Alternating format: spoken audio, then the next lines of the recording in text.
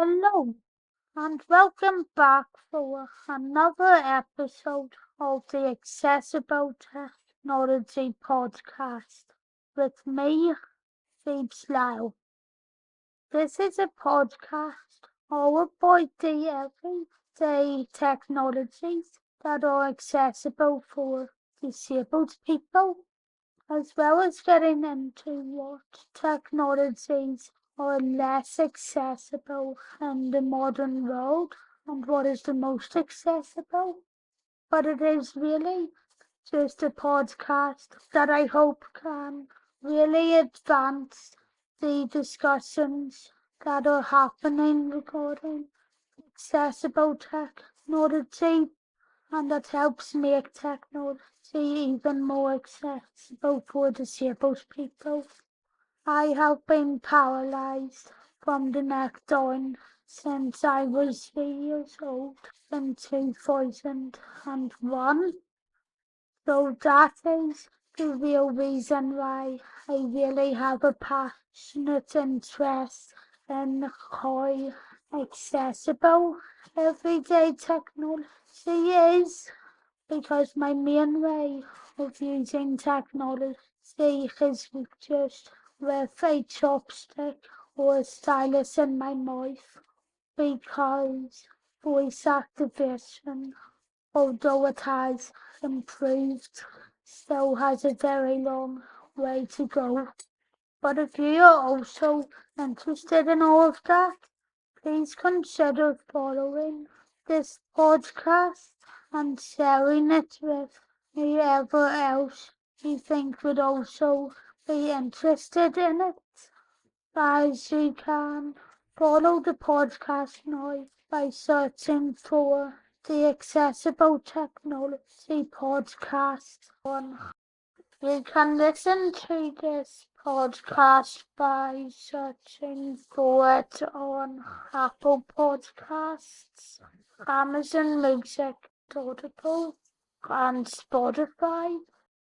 However, if you'd like to support the podcast and the content I produce in other ways, you can also support it by going over to the Phoebe's Now Buy Me a Coffee page, which is where you will be able to give me a one-time donation, find exclusive episodes that aren't part of the podcast, or check out other products that I will be releasing soon.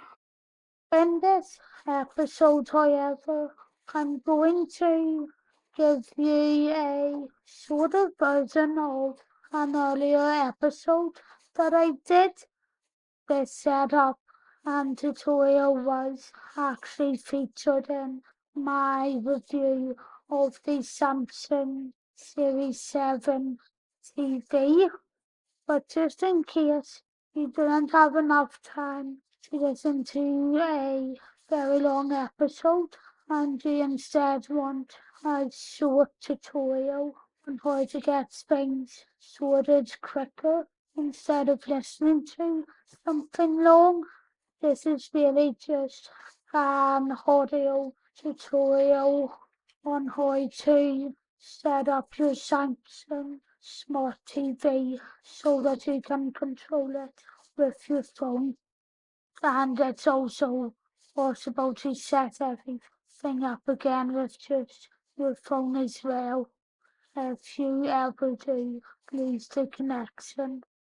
But since this episode is a sort of version of an older episode, I'm just going to give you a couple of additional notes as to what all you will need if you are thinking of doing something like this in your own home.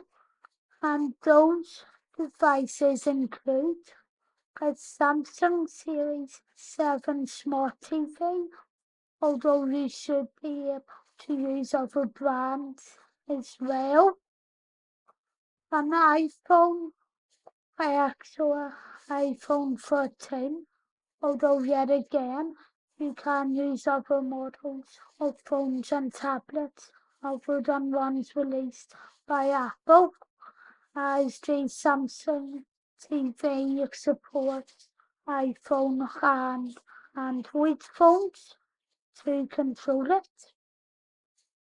But you will also need the SmartThings app, and that is available for download on iOS and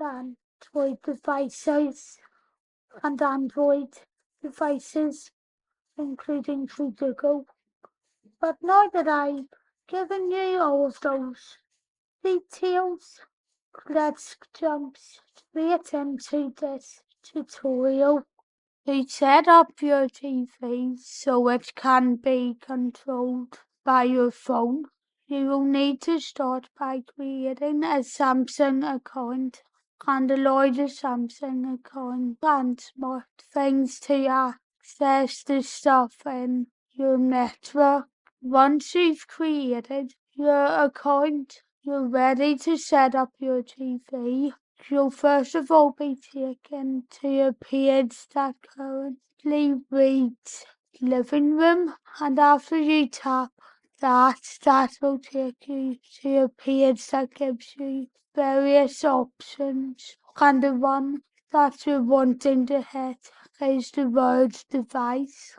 From here, you're wanting to hit TV, and then you'll hit the brand. This will bring you to a page where you'll want to hit supported devices, and you'll have to change your location settings in your phone to always on. From there, you can get started actually setting up your TV, from assigning a specific room to it, a specific wallpaper, etc., for using it with a smart speaker or with a voice control. You should allow Samsung SmartThings to have access to your microphone, but this will take a bit of time to complete. But once you are able to select your TV, you'll be asked to go to your Wi-Fi settings on your phone and to enter the password you're given. After that is complete, your phone will connect to your TV, and you'll be asked to enter a PIN that will show up on the television itself.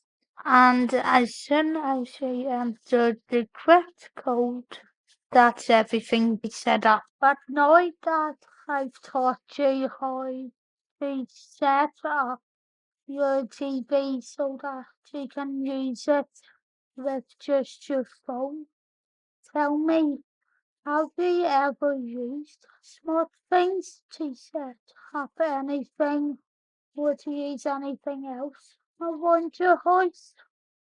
How easy or difficult did you find it to do it? If you did, is there anything you wish they would change? Well, if you would like to pass on any of your thoughts, you can include them in a review wherever you're listening to this on, as well as via the contact pages over on my eltechreviews.co.uk site, or on my other website, bblau.com. If you are interested in watching the videos that I have uploaded on accessible technology before, you can find them by searching for EL Tech Reviews on YouTube. But if you would also like to see a couple of my accessible tours and reviews, as well as my film, TV, theatre reviews, and political videos, you can find all of them by searching for Phoebes Now Journalism on YouTube, and there's also a video-free version of everything that is covered on freestyle journalism. If you would like a video-free version of everything, for whatever reason, as you can search for the Peeps Now podcast by searching for it on all of the same destinations as you can listen to this podcast on. But of course, there is also the Buy Me a Coffee page again, and that's where you'll be able to find some exclusive episodes of this podcast that aren't actually part of it. Plus, you'll have the opportunity to give me a one-time donation. Next episode that comes out is going to be another audio tutorial. That one being a guide on how to create a technology podcast with just your phone or a tablet for free using a platform called Red Circle, although other platforms are available. And after that, you'll hear me reacting to Apple's 10th generation iPad and 6th generation iPad Pro, which were announced on the 18th of October 2022.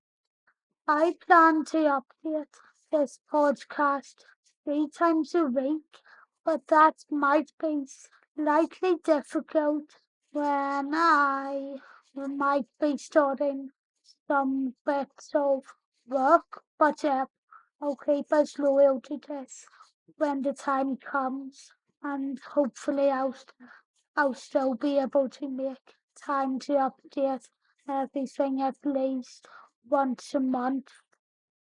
If you would like to support me via my socials, you can do so by searching for @PeepsLow on Twitter, or by searching for the real Peeps Now on Instagram.